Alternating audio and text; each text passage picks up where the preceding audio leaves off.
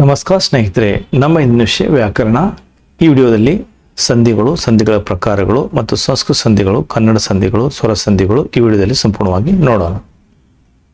ನಮಸ್ಕಾರ ಸ್ನೇಹಿತರೆ, ಇಂದಿನ ವಿಷಯ ಸಂಧಿಗಳು. ಸಂಧಿಗಳು ಅರ್ಥ: ಸಂಧಿ ಎಂದರೆ ಕೂಡುವಿಕೆ ಎಂದರ್ಥ.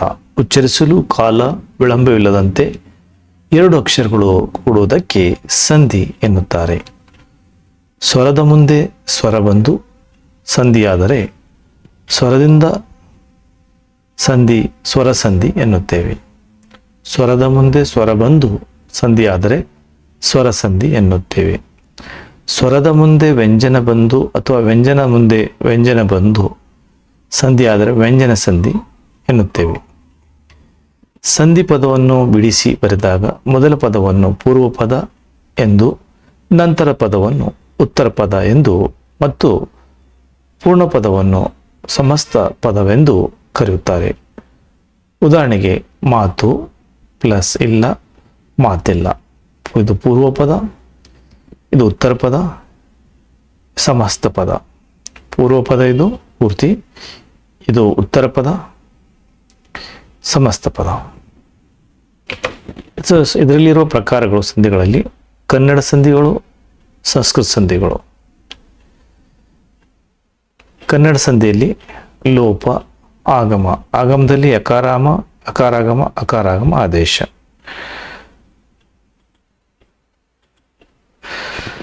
ಸಂಸ್ಕೃತ ಸಂಧಿಗಳಲ್ಲಿ ಸ್ವರ ಸಂಧಿಗಳು, ವ್ಯಂಜನ ಸಂಧಿಗಳು. ಸ್ವರ ಸಂಧಿಗಳಲ್ಲಿ ಸ್ವರ್ಣದೀರ್ಘ ಸಂಧಿ, ಗುಣಸಂಧಿ, ಎಣಸಂಧಿ, ವೃದ್ಧಿ ಸಂಧಿ. ವ್ಯಂಜನ ಸಂಧಿಗಳು ಜತ್ವ ಸಂಧಿ, ಚುತ್ವ ಸಂಧಿ, ಅನುನಾಸಿಕ ಸಂಧಿ, ವಿಸರ್ಗ ಸಂಧಿ. ಕನ್ನಡ ಸಂಧಿಗಳು ಕನ್ನಡ ಶಬ್ದಗಳು ಸೇರಿ ಸಂಧಿಯಾದರೆ ಕನ್ನಡ ಸಂಧಿ. ಒಂದು ಸಂಸ್ಕೃತ ಶಬ್ದವು ಮತ್ತು ಕನ್ನಡ ಶಬ್ದವು ಸೇರಿ ಸಂಧಿಯಾದರೆ ಅದು ಕನ್ನಡ ಸಂಧಿ ಆಗುತ್ತದೆ. ಇದರಲ್ಲಿ ಒಂದನೇದು ಲೋಪ ಸಂಧಿ. ಉದಾಹರಣೆಗೆ, ಊರು ಪ್ಲಸ್ ಊರು, ಊರೂರು. ಊರು ಪ್ಲಸ್ ಊರು, ಊರೂರು. ಸ್ವರಲೋಪ ಸಂಧಿ. ಬಲ್ಲೆನು ಪ್ಲಸ್ ಎಂದು, ಬಲ್ಲೆನೆಂದು. ಎ ಸ್ವರಲೋಪ ಸಂಧಿ. ಒಂದನೇದು ಮಾತು ಪ್ಲಸ್ ಅಂತು, ಮಾತಂತು. ಸ್ವರಲೋಪ ಸಂಧಿ.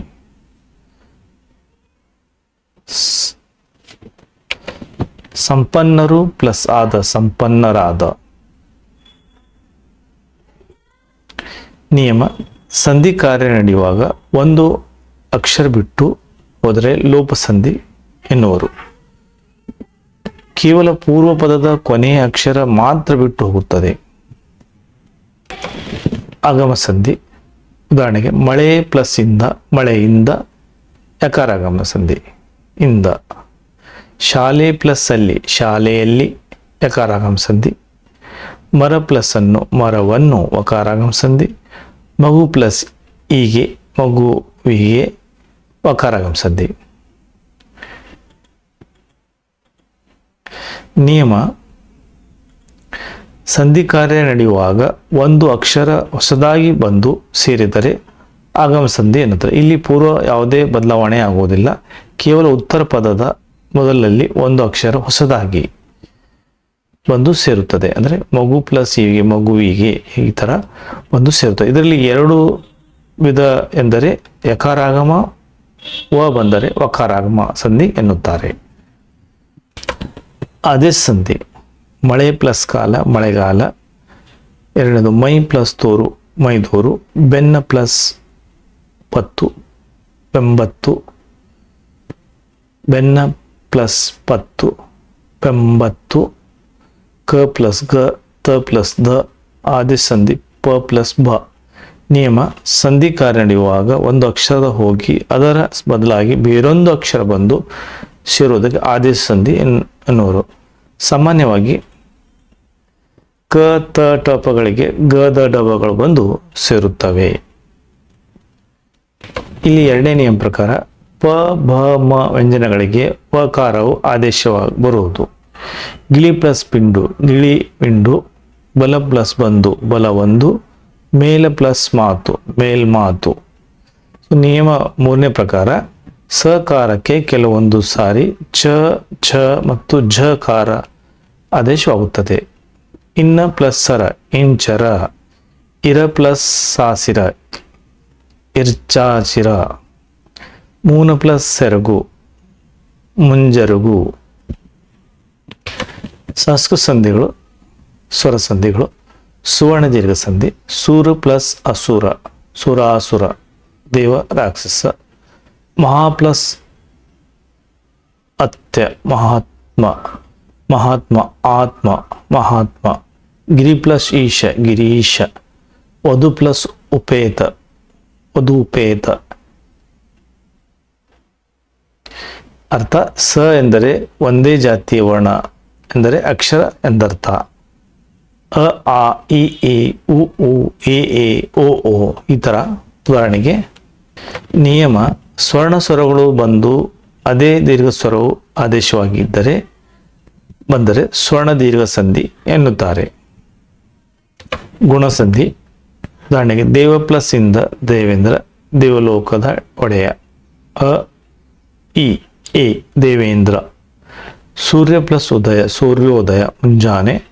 ಅ ಪ್ಲಸ್ ಓ ಮಹಾ ಪ್ಲಸ್ ಋಷಿ ಮಹರ್ಷಿ ಶ್ರೇಷ್ಠ ಸನ್ಯಾಸಿ. ಅ ಪ್ಲಸ್ ರು ಅರ. ಅ ಅ ಆಗೆ ಇ ಈ ಅ ಆಗೆ ಓ ಓ ಅ ಆಗೆ ಖ ಎ ಓ ರ. ಗುಣಸಂಧಿ ಈ ಥರ ಬಂದರೆ ಗುಣಸಂಧಿ. ನಿಯಮ ಪ್ರಕಾರ ಸಂಧಿ ಕಾರ್ಯ ನಡೆಯುವಾಗ ಪೂರ್ವ ಪದ ಕೊನೆಯಲ್ಲಿ ಅ ಆ ಕಾರ ಇದ್ದು ಉತ್ತರ ಪದದ ಮೊದಲಲ್ಲಿ ಈ ಕಾರ ಬಂದರೆ ಏಕಾರವು, ಉಕಾರ ಬಂದರೆ ಓಕಾರವು ಮತ್ತು ಋಕಾರ ಬಂದರೆ ಅರ್ಕಾರವು ಆದೇಶವಾಗಿ ಬಂದರೆ ಗುಣಸಂಧಿ ಎನ್ನುತ್ತಾರೆ. ಅಭ್ಯಾಸಕ್ಕಾಗಿ ಸುರೇಶ್ ದೇವೇಂದ್ರ ಚಂದ್ರೋದಯ ದೇವರ್ಷಿ ಜ್ಞಾನೇಶ್ವರ. ವೃದ್ಧಿ ಸಂಧಿ 3. ಉದಾಹರಣೆಗೆ ಏಕ ಪ್ಲಸ್ ಏಕ ಏಕೈಕ. A plus I. ಜನ ಪ್ಲಸ್ ಐಕ್ಯ ಜನೈಕ್ಯ. A plus I. ಜಲ ಪ್ಲಸ್ ಓಗ ಜಲೌಫ ಜಲೌಗ. ವನ ಪ್ಲಸ್ ಔಷಧಿ ವನೌಷಧಿ. ಅ ಗೆ ಎ ಐ ಅ ಆಗೆ ಓ ಔ. ಸೊ ನಿಯಮ ಪ್ರಕಾರ ಸಂಧಿ ಕಾರ್ಯ ನಡೆಯುವಾಗ ಪೂರ್ವ ಪದದ ಕೊನೆಯಲ್ಲಿ ಅ ಆಕಾರ ಇದ್ದು ಉತ್ತರ ಪದದ ಮೊದಲಲ್ಲಿ ಎ ಆಕಾರ ಬಂದರೆ ಐಕಾರವು, ಔಕಾರ ಬಂದರೆ ಔಕಾರವು ಆದೇಶವಾಗಿ ಬಂದರೆ ವೃದ್ಧಿ ಸಂಧಿ ಎನ್ನುತ್ತಾರೆ. ಇಲ್ಲಿ ಅಭ್ಯಾಸಕ್ಕಾಗಿ ಲೋಕೈಕವೀರ ಮಹೋದಾರ್ಯ ವಿದ್ಯೈಶ್ವರ್ಯ ಅಷ್ಟೈಶ್ವರ್ಯ ಈ ಥರ ಇವು ಅಭ್ಯಾಸಕ್ಕೆ ಉದಾಹರಣೆಗಳು. ಎಣಸಂಧಿ ಉದಾಹರಣೆ ಅತಿ ಪ್ಲಸ್ ಅವಸರ ಅತ್ಯವಸರ. ಮನು ಪ್ಲಸ್ ಅಂತರ ಮನಂತರ ಮನ್ವಂತರ. ಪೃಥ್ವಿ ಪ್ಲಸ್ ಅರ್ಜಿತ ಪಿತ್ರಾರ್ಜಿತ. ಈಗೆ ಯ ಊಗೆ ವ ಋಗೆ ಅರ. ನಿಯಮ ಪ್ರಕಾರ ಸಂಧಿ ಕಾರ್ಯ ನಡೆಯುವಾಗ ಪೂರ್ವ ಪದದ ಕೊನೆಯಲ್ಲಿ ಉ ಅಲ್ಲಿ ಈ ಉ ರು ಇದ್ದು ಉತ್ತರ ಪದದ ಮೊದಲ ಪದದಲ್ಲಿ ಯಾವುದೇ ಅಕ್ಷರ ಬಂದರೂ ಈ ಬದಲಿಗೆ ಉ ಯ ಉ ಬದಲಿಗೆ ವ ಮತ್ತು ರು ಬದಲಿಗೆ ಆರ್ ಕಾರ್ ಆದೇಶವಾಗಿ ಬಂದರೆ ಗಣಸಂಧಿ ಎನ್ನುತ್ತಾರೆ.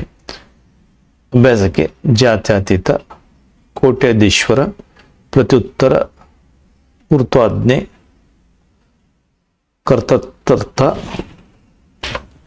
ಕರ್ತರ್ಥ ಮಾತ್ರಾನಂದ. ಇತರ ಹೆಚ್ಚಿನ ವಿಡಿಯೋಗಳಿಗಾಗಿ ಕನ್ನಡ ವ್ಯಾಕರಣ ವಿಡಿಯೋಗಳನ್ನು ನೋಡಿ.